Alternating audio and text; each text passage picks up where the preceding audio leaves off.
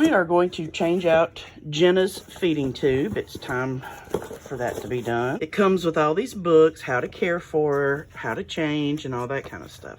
You're not going to need those unless it's your first time doing it. And hopefully this video will help with that anyway. Here's the pack it comes in. When you open it up, you've got some gauze squares. Some little squares of gauze there. And then you have a slip tip 5 ml syringe, 35 ml syringe, and a couple of different tubes. This one, it is actually a little bit easier when you're just checking for tube placement. You can just stick it right in to the top of the tube and lock it in place. There's this other that it comes with that is a really cool multifunctional tube that you don't normally get when you get your monthly supplies, but it has 2 ports at the top, one for the larger syringe right here, and then the other one, the smaller ones fit in for medications and stuff. That way, when you're doing a feeding, you can clip off, stop the feeding, and then do a medicine through this port. And then after it gets through, then you just close it off and finish with the feeding. So that's a good little handy one to have, but they don't give these out with the supplies that you get every month. Okay, now what I have for my getting ready setup here is I always have an extra syringe with a slip tip, and if you don't have an extra one with a slip tip, and it comes with the lure lock little piece of plastic around it, we have found that they're dog nail clippers. We only use this for the feeding tube stuff, for the syringes, but it fits perfectly around that little collar. And if you'll just lightly, you just squeeze it a little bit, not, close it the whole way, it will take that little collar right off, and you've got a slip tip syringe. Medicaid does not cover slip tip syringes. So anyway, and then that, not only does it fit in the side, but the slip tips also fit right straight in, which makes medicines so much easier. Okay. So I've got the 2 syringes, some gloves. I've got a big one just in case, because I never know about these little ones. And I've got 2 different things here of the lubricating jelly. You're going to want to make sure that it's alcohol-free, water-based. Do not use Vaseline when you're doing a feeding tube change. Trust me, you just don't want to do that because it is heck to clean up. This is just some of the cheap, generic name brand, not name brand stuff. This one came in one of the other medications that she has that's that it's rectal. So we have the little packet that you can, if you have any of those. These are really neat, and I'm going to show you why. That way you won't have to mess with this big clunky one. All right. Now, first thing I'm going to do is I'm going to put these gloves on. Now, I've already got gloves on, but I like to do this little third glove. And I know it may sound silly, but a lot of times when you're messing with the lubricating jelly and you get it on this hand, then you can't get a hold of the tube to change it out. So anyway, just going to pop off the top of this. Before I put the lubrication on, very important thing, draw up your water.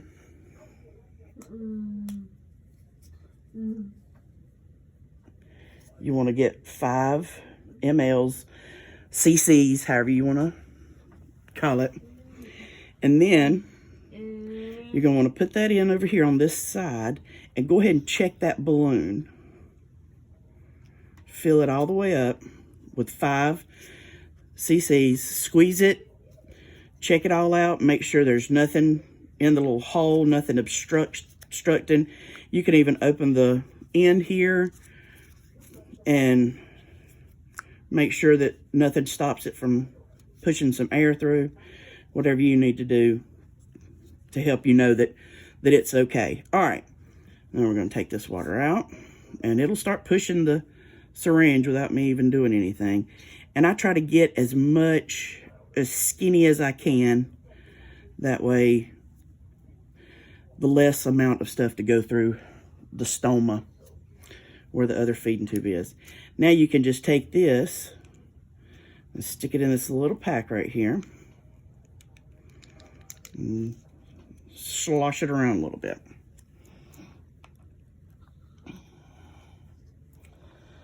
All right, now, and I've got some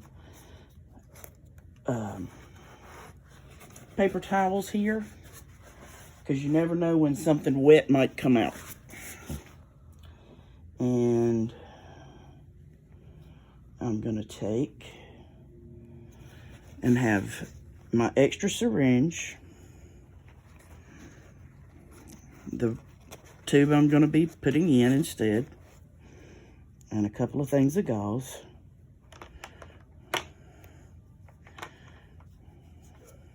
And then we're going to take out the old tube and put the new tube in. Okay. Now here's another reason why I've got this third glove.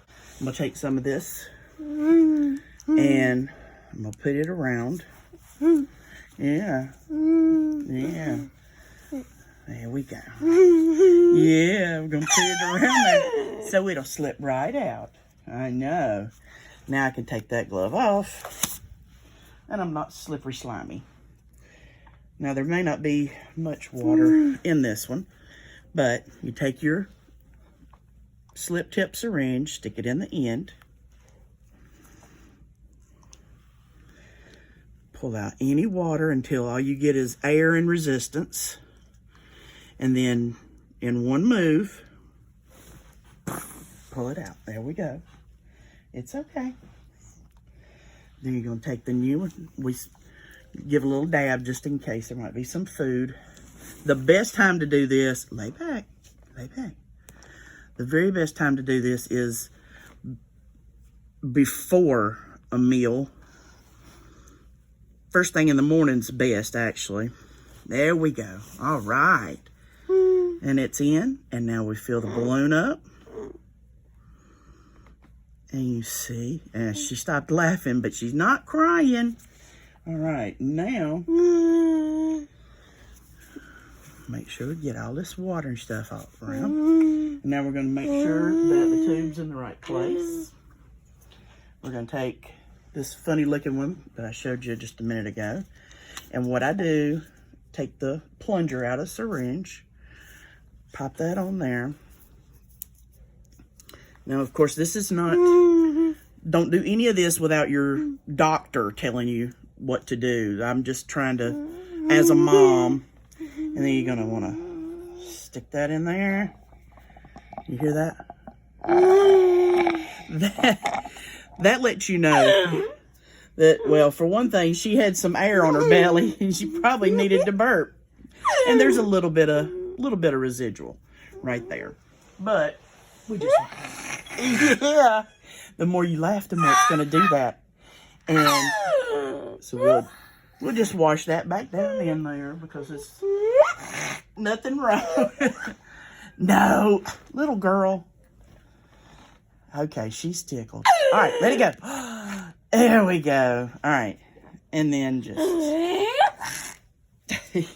take that tube out. And you want to make sure that this part right here isn't too wet or too leaky or anything like that, because if it is, then you're just going to have to put it in another tube in a short amount of time. Then close it up and you're done. And it's crazy. Okay. And I like to take a little bit of gauze just for that first day afterwards and put it around. And you can use one of those special gauzes that are cut for just for the IV stuff and all that, but just whatever, just to give her a little bit of barrier, just in case if it does weep a little bit. That's it. That's all there is to it. And we're done.